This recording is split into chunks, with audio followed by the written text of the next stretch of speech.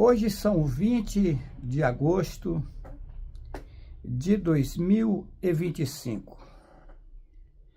Nesse momento, eu quero cumprimentar os meus irmãos, as minhas irmãs, meninos e meninas que estão me seguindo nas redes sociais, no YouTube, no Telegram, no Facebook, tem outros que estão me seguindo no TikTok e por aí vai. Eu quero agradecer a todos vocês que estão me ajudando nesse trabalho. Eu quero fazer um relatório agora, nesse momento, com toda a sinceridade a vocês. Veja bem, o que eu vou relatar aqui é profundo. Se vocês pegarem Isaías, capítulo 53, a história do Messias diz que ele era um homem sofredor, sem nenhuma aparência. Lá escreveram que olhando para ele não via nenhuma formosura e que nada que pudesse atrair. Que ele era um homem como raiz de terra seca. Por que raiz de terra seca? Porque raiz de terra seca é feia. Não tem aparência. E o Messias, ele não queria mostrar aparência física. E, inclusive, colocaram na Bíblia que o Messias era só tranquilidade total. Isso não é verdade. É mentira. Pode ver que quando ele chega no templo, ele derruba as mesas dos cambistas e fica bravo.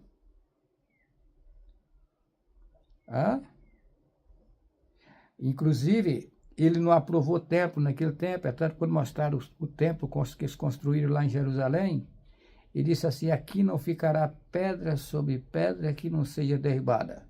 Isso vai ser tudo destruído.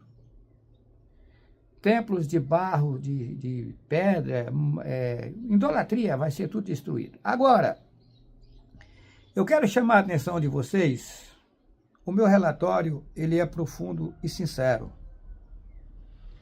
Vocês vão perguntar assim: mas como você é um enviado das alturas e só vive sofrendo, só se machucando? Vamos lá. Lá em Isaías 53, fala que o Messias era homem de dores, de sofrimentos. Imagina vocês com 5 anos de idade, aqui em Minas Gerais, né?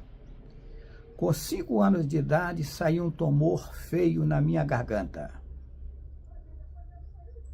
Aquele tumor ficava do tamanho de uma laranja. E aquilo doía. De vez em quando ele estourava e ficava correndo catarro pelo pescoço. E eu limpava aquilo direto e saindo direto. O povo tinha nojo de mim e dizia que aquilo era um câncer, mas não era. Eu sofri com isso de 5 anos de idade até os 16 anos de idade. Com 16 anos de idade, meu pai veio a óbito. Um prefeito que era amigo da família, inclusive já veio a óbito, por nome Anatólio Fagundes, de Bertópolis, Minas Gerais, me viu naquela situação e me ajudou a ir para Belo Horizonte. Fiquei em Belo Horizonte 1 mês. Fui operado, tomei anestesia geral no Hospital Maria Amélia Liz. Eu me lembro que eu fiquei com o pescoço engessado. Isso foi no mês de dezembro. Nesse tempo, dezembro, em Belo Horizonte, era muito quente. E eles me colocaram no 4º andar. E não tinha, naquele tempo, não existia ar-condicionado como tem hoje. Era um calorão. E eu engessado, eu lembro bem, eu ficava com o corpo assim, ó, eles botariam, quando me colocaram de barriga para cima e pediram para mim não mexer. O corpo doía tudo. Pensa 4 tempos claros e 4 tempos escuros de sofrimento, sofrimento, sofrimento. Depois de 4 tempos escuros e 4 tempos claros, começou a aliviar aquela situação. Eu sofri. Ainda menino, quando eu tinha mais ou menos 10 anos de idade, meu pai matou uma vaca. Menino inocente, tiramos a bexiga da vaca e fizemos uma bola para jogar bola. Eu estrepei o pé, a coisa foi feia. O estepe ficou mais ou menos um mês dentro do meu pé e eu gritando, chorando. Chorava noite e tempo claro e tempo escuro. Mais ou menos um mês. Depois ele entrou por baixo do pé. Eu tenho um sinal até hoje. Não precisa mudar a câmera, não, Sara. Tem que mudar. Tem aqui. Não, levanta o pé. Olha, ele entrou na sola do pé. Tem o sinal até hoje, aqui, ó. Não estou inventando, aqui, ó. Onde ele entrou aqui. Tá vendo? Ele foi sair aqui do lado do pé, ó. Aqui, ó. Saiu aqui, ó. Mas isso depois de um mês de sofrimento. Depois de um mês de sofrimento, aí plantou aquele olhozinho ali, ensinaram a minha mãe a colocar fel de boi, eu lembro certinho. E aí foi onde o estepe pontou, minha mãe conseguiu puxar ele e tirar. Aí foi aonde acabou as dores. Tem mais. Eu urinei na cama de quando nasci até os 18 anos. Eu passei o maior sofrimento com isso. Nada segurava. Eu dormia, eu tinha vergonha, não podia dormir na casa das pessoas. E outra coisa, eu dormia numa esteira de taboa. Naquele tempo não tinha colchão. E mesmo assim eu mijava. Nada segurava. E quando eu cheguei em Belo Horizonte, que eu fui operado, aí eu fiquei sabendo que eles fizeram exame de mim antes de eu me operar, porque eu tomei anestesia geral, né? Eles fizeram exame e eu estava lotado de verme. Aí primeiro eles tiveram que fazer um tratamento dos vermes, para tirar os vermes, para me poder operar. E no tirar desses vermes, eu parei de urinar na cama. Era os vermes. Os vermes que faziam urinar na cama. Era os vermes. A experiência que eu passei. Era os vermes. Tá. Aí, depois que eu saí de Belo Horizonte, nunca mais. Né? Inclusive, no hospital, eu já não urinei na cama, porque já tinha matado os vermes. Tá. Ok. Minha vida foi sofrida. Para sustentar os meus filhos, eu tinha que viajar mais ou menos uns de 5 a 7 quilômetros a pé, com a enxada nas costas, para trabalhar uma diária, para ganhar quase nada. Eu sofri. Pobreza. Agora, veja bem. São tantas coisas que eu não sei se eu vou conseguir contar tudo aqui. Eu creio que não. Vou contar uma parte apenas para vocês. De acordo, eu for lembrando, em outros vídeos posso ir falando para vocês. Tá. O que acontece? Uma certa feita, lá em Rondônia, isso há mais de 20 anos, eu estava cortando de motosserra, naquele tempo não era proibido, tá? E eu também não tinha conhecimento que não podia desmatar, porque eu nasci na inocência total. Eu estava derrubando de motosserra um varote comprido, que não tinha nada a ver onde eu estava cortando, ele saiu do nada e me pegou aqui assim e quebrou a clavícula. Gente, eu tinha naquele tempo uns medicamentos, que naquele tempo eu tomava esses remédios de farmácia. E eu tinha coisas que cortavam dor, só que nada cortava. Era a maior dor do mundo. Eu passei essa dor feia, umas duas, eu não lembro certinho, mais de 2 horas eu lembro. Dor de morrer. Eu calculo que chegou a ficar umas 4 horas. Que foi isso mesmo. Mais ou menos umas 4 horas. Dor de falar assim, olha, não tem mais como ser maior a dor. Tá. E aí, também não fui em médico. Tá. Uma certa feita, eu trabalhando de motosserra, cortei a perna, a coxa. A carne abriu em cima na coxa. Eu tenho até o sinal aqui. A carne abriu. Eu peguei a camisa, rasguei, marrei aquilo Eu estava num lugar de difícil acesso, desliguei o motosserra, mas consegui ir para casa. Uma outra feita, eu derrubando de motosserra, uma caieira caiu em cima de mim, eu fiquei preso embaixo de um pau. E eu estava sozinho, porque eu já trabalhei. Quando eu falo para vocês que eu trabalhei na minha vida, não estou inventando.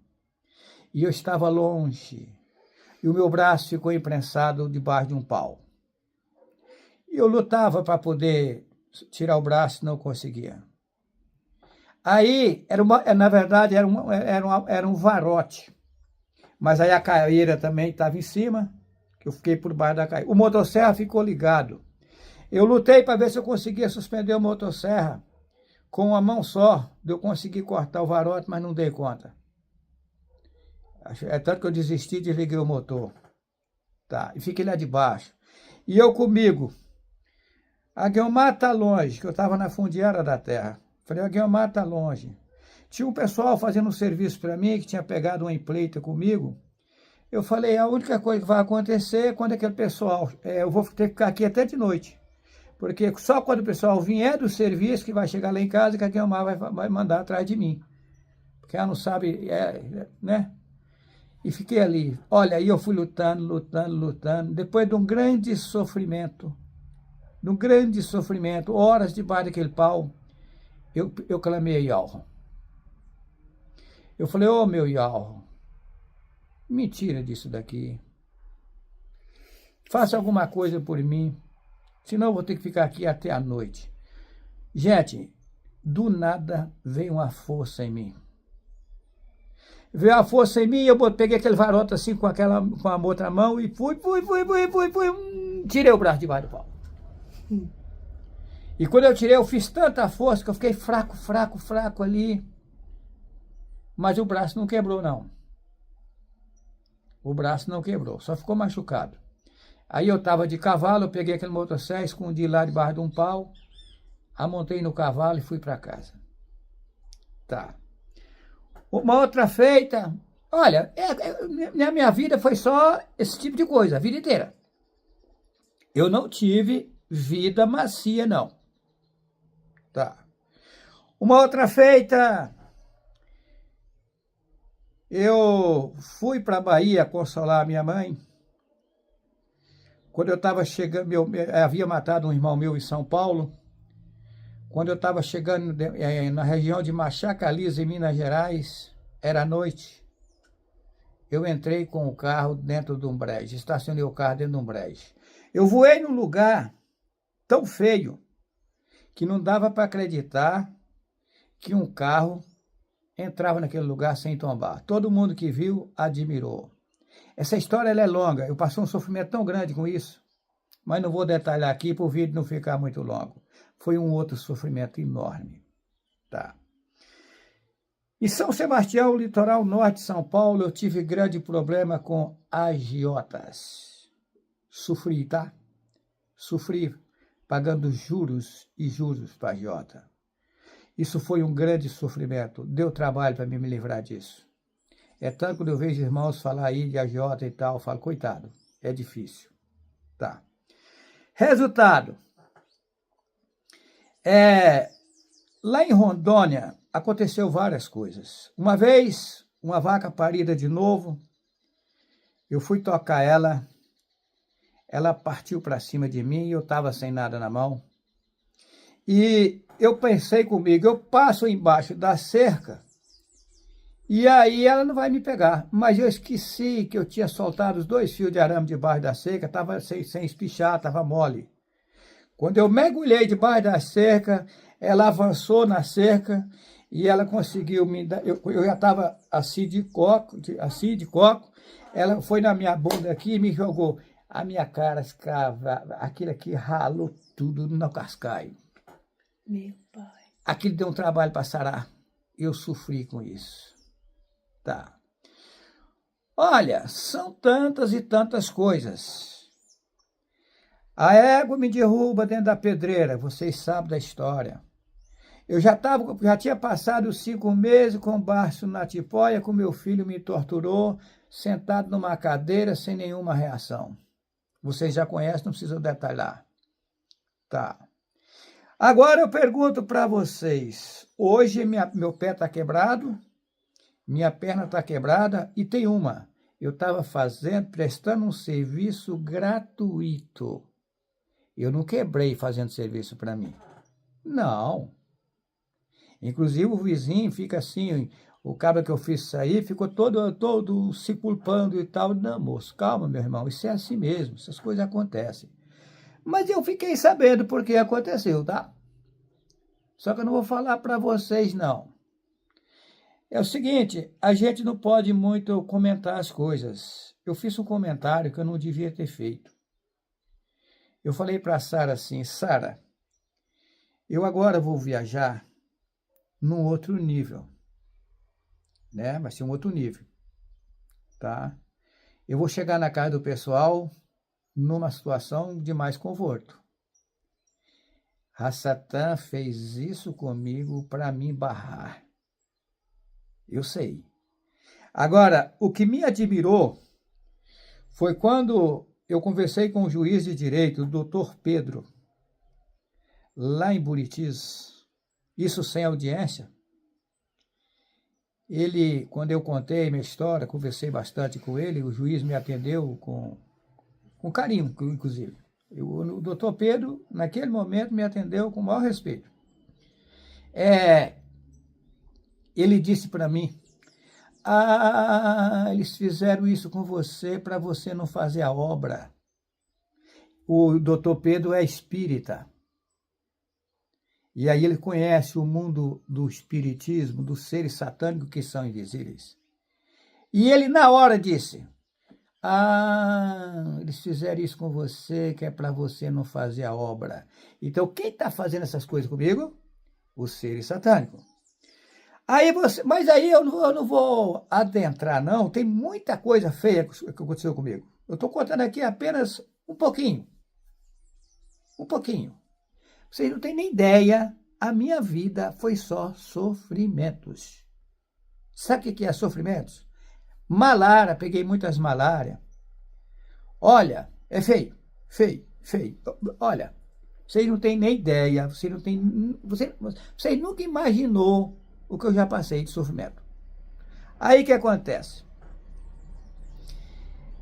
Aí você pode me perguntar, mas por que acontece isso? Eu vou responder para você. O que acontece é que Yalro permite a Satã tocar em mim. Lembra de Jó? Yuvi? Vai. Só não tira a vida dele. Eu não vou detalhar, que vocês já conhecem a história. Ele foi para cinza coçar com caco de telha. Perdeu tudo o que tinha. Tomaram tudo dele. Comigo não está sendo diferente. Vocês não têm nem ideia a estrutura que eu estava nela e a estrutura que eu estou hoje. E algo me deu condição, eu subi. A Satã fez isso. Sabe o que é? Falar assim, tem uma vaca morta lá naquela ponta, tem outra morta lá, tem outra morta lá, tem outra morta. 4 num tempo que o povo chama de dia. Aconteceu. Onça pegou um bezerro seu ali. A onça pegou outro bezerro ali. Animal meu, enviar cobra matar. Enviar porcões, rebanho de porcão para comer meus quintais tudo. Agora primeiro foi o burrinho Bernardo. Olha, vocês não sabem o que eu vim passando. Aí tá. Mas por que Al permite? Isso é um duelo. E Alro prova para Satã que Jó, que você chama de Jó e Uve, podia tirar tudo dele que ele não blasfemava de Alro. Pode ver que a esposa dele blasfemou, os empregados dele, mas Iuve não. Iuve falou, Yalro sabe o que está fazendo. Eu confio em Yalro. Então, isso que aconteceu comigo, eu não reclamo. Reclamo, Sara? Não.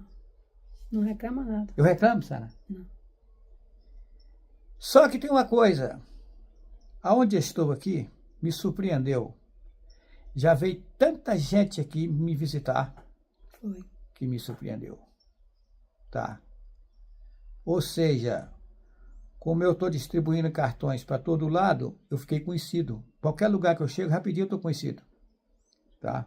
Eu chego no lugar, paro ali, se eu parar uma semana, daí a pouco então o pessoal está ligando para mim, você foi estar onde, não sei o quê, né, Sara? Teve uma irmã que fez um comentário dizendo que eu estava cuidando bem de Juarez. Eu vou falar uma coisa, gente. Eu ainda não acho que estou fazendo nada para ele, porque maior foi o que ele fez por mim. Ter me tirado de uma coisa, de uma situação que eu não tinha, nem tenho capacidade, poder de agir para me livrar daquela situação. Então, assim, acho que tudo que eu fizer é pouco, né? Olha, só que tem mais. Escrever lá em Romanos, a tribulação produz a paciência. A paciência, a esperança. E a esperança não traz confusão. Tem uma passagem na Bíblia que diz assim, tende grande gozo quando caídes em grandes tentações. Porque nas tribulações, nas aflições, vem aprendizados. Profundos aprendizados vêm nas tribulações. Observa, tende grande gozo quando caídes em grandes tentações. Vou dizer mais para vocês. Quem fez isso comigo? Os seres satânicos. É eles que estão fazendo isso comigo. Agora, eu quero chamar a atenção de vocês para algo seríssimo. Observa. O mundo hoje está em guerras. E a coisa é seríssima, tá? A coisa é séria. Aí você pode me perguntar assim, mas, irmão Juarez, você não veio para o mundo aqui para resolver a situação? Sim, mas a situação não é resolvida do meu jeito nem do seu jeito. Não é também da forma que colocaram da Bíblia. Não. A Bíblia é um livro feito por Satanás. Inclusive, Satanás fez a Bíblia e fez o projeto para fazer cumprir a Bíblia que ele fez. Foi mesmo. Então, o que é que vai acontecer? O que vai acontecer é o seguinte, vocês preparam para suportar as aflições que vêm vindo por aí. Imagina, o mundo em guerra, por poderes. O presidente da Rússia, o presidente dos Estados Unidos, o presidente da Ucrânia, olha, em geral. No Brasil, em geral. Isso vai virar um caos. E vai vir uma fome no mundo, eu estou sabendo. Tá. Porém, os homens e as mulheres que aguentar firme em algo vai receber um conforto para passar as tribulações sem reclamar e louvando a Yahweh. E vencerá. Agora, como vai ser resolvida essa situação? A situação é resolvida o seguinte, por exemplo, o Trump juntou com o Bolsonaro e aí vem a briga da esquerda, desse povo aí, né? Facção criminosa, PCC e tal, é uma briga, não tem nada a ver com a briga deles. Eu não me meto na briga deles. Até mesmo que eu não sou de brigar. Então, mas aí o que acontece? Eu também não quero o mal de ninguém, então eu tenho que ficar quieto. Eu não quero ver o mal de ninguém. Não, jamais. Então, e o nosso Yahweh não é Yahweh de guerra. Colocaram na Bíblia que Deus é Deus de guerra. Deus é. Yahweh não. Yahweh é de tranquilidade. Você pode ver que esse Deus da Bíblia manda matar crianças, mulheres com criança nos ventres, manda matar não sei quem, manda matar não sei quem. O Deus da Bíblia. Mas Yahweh não. Então, o que acontece? O que vai acontecer? Vai acontecer que eles esconderam a verdade. E essa verdade agora brotou por intermédio da minha pessoa. E eu estou anunciando ao mundo. Aí vai ter um grupo de pessoas, um volume de pessoas que vão crer na verdade e vai respeitar a verdade. Essas pessoas vão rejuvenescer, mas elas também, assim como eu estou sofrendo, né, vem em cima delas também altos e baixos. Elas têm que ter paciência. E esses homens que estão guerreando, que não creem na verdade, eles vão ir a óbito, eles vão vir a óbito. E nós vamos permanecer vivos. Nós vamos rejuvenescer e permanecer vivos aqui, e depois que ficar só nós, que sair esses guerreiros aí, esses povos de guerra aí, acabar, aí nós vamos destruir toda a idolatria da terra. E vai ser feito um reflorestamento profundo aqui, que eu não posso dizer total, né? Que inclusive eu vou ter que tomar cuidado, porque Satã não pode saber o meu projeto. Porque ele na verdade, ele está cego. Ele está cego. Tá? E hoje virou uma revolta dos próprios seres que ele enganou, que ele trouxe para cá. Briga de poder, inveja, espalhou inveja no povo, e ambição, ganância por dinheiro, e virou esse caos que está aí. Então, veja bem, fica firme com Yahweh, a gente sabe que a gente vai vencer. A gente tem certeza 100%. Essa obra é a obra perfeita. E quando ficar só nós no mundo, acaba-se as doenças, não vai existir guerra, não vai existir igrejas, né? Vamos ser todos nós uma família unida. Que assim seja. Com Yahweh. Que assim seja. Eu já tenho relatado e eu volto a dizer a vocês. Os casamentos envelhecem. E isso está errado. O meu casamento com a Sara rejuvenesce. Isso mesmo. Por quê?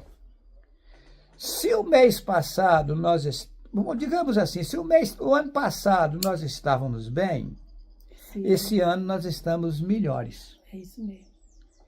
Se nós tínhamos carinho o mês atrasado, o mês passado o carinho ficou maior. E agora maior. Ou seja, nosso casamento ele está fluindo, evoluindo. Está crescendo, Né? É tanto que hoje eu chamo a atenção da Sara. Ô, meu bem, presta um pouquinho mais de atenção. Eu vi o cabelo dele, eu olhei muito. Oi, mesmo ela foi pentear meu cabelo, né? Pegou aquela coisinha assim com coisa que vai jogar no cabelo. Ô, Sara, meu bem, você tá jogando água na Bíblia. A Bíblia é aberta e ela boiando meu cabelo. Eu falei, ô, Sara, ó, o que você tá fazendo, meu bem? Você entendeu? Mas a gente, quando chama atenção, é com maior carinho, maior respeito, com palavras boas, né, Sara? Mas olha, vamos avante. Por causa do vacilo, né? Yahweh cuidará de cada de nós. Mas Yahweh mostrou para mim que a Sara é uma menina. Eu tenho que estar ensinando ela as coisas. Mas evoluiu bastante a Sara de quando chegou na minha mão. Sara, quando chegou na minha mão, deu trabalho, tá? Era uma uva no abacaxi. Ela levou vários puxões de orelha para poder cair no lugar. Aí o Dênio lá de Uberlândia, né? Ô, Dênio, aproveita aqui e manda um abraço meu e da Sara para você. Nós gostamos de você. Isso. O Dênio de Uberlândia ficou quase 2 meses com nós lá em Rondônia. Quando ele encontrou com a gente, nós pousamos na casa dele lá em Cuiabá. Ele olhou para nós assim e falou, ô, Variza, mas... Não, Uberlândia. Lá em Uberlândia. Foi. Nós pousamos na casa dele em Uberlândia. Em Minas Gerais. Foi Uberlândia. Em Cuiabá foi na casa de outro. Aí... Cuiabá foi Uberlândia, Minas Gerais. Bem... Aí, o que acontece?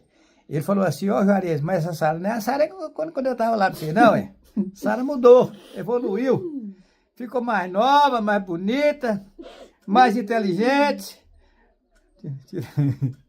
Olha eu.